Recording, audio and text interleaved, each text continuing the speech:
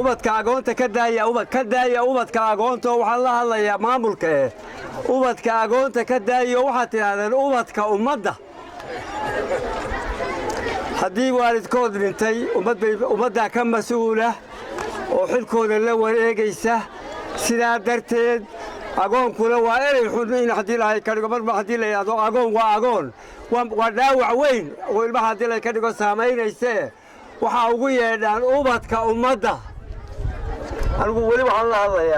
hadlayaa macallimiinta maanta aamusa waan aamusi سبحان الله العظيم عروري وعرور بريت هذا عروتها يرتين والله روح في حاجه ان مدى ان الله هذا الله باش المشكلات ما كشرتين انه حاجه ودور حاجه كاله ايسا ان دليل دغيستا ان idinku agoon dheeriga agoon in la isticmaalo anigu ma qabo oo qofku marka la yiraahdo agoon way saameynaysaa waxbay yeelaysaa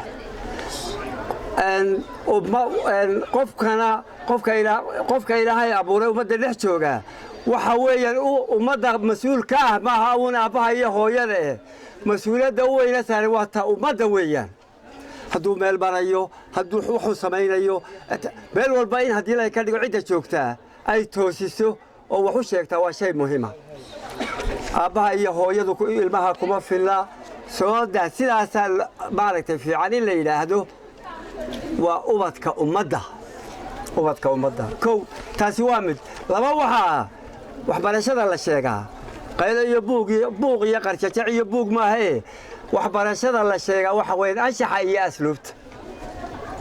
macallimiinta la hadlaya ayaa maamulka haddii ilmaha wax la barayo shayga la baraa ha noqdo anshax iyo asluub edeb iyo xishood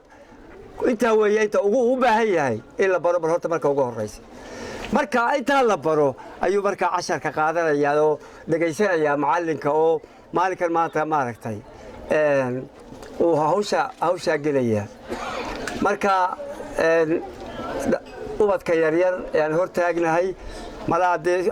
waaweyn lama odhan karo oo ma garanayaane intaa yare iska fudud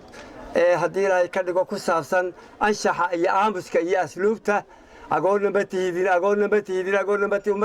ummad baa idin dhashay ereygaa iska ilaawan burugada leh ummad baa idin dhashay maanta haddii ilaahay ka dhigo waxay wax baraya waa ummaddii bay ka mid yihiin kuwa halkan tuban wax idiin dhigayaa ummadday ka mid yihiin idinku agoon ha noqonina agoon ma tihiin waxaad tihiin ubadkii ummadda ayaa haddii ilaahay ka dhigo shayga muhiimkaahi waa shayga haddii alla ka dhigo intaan anigu kolleyba garaadkayga